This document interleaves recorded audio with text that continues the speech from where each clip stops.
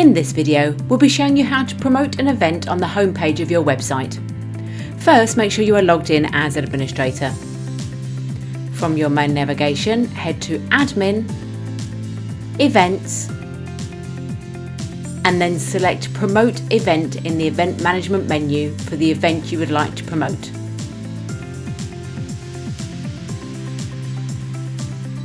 Then click on the Promote Event button to confirm.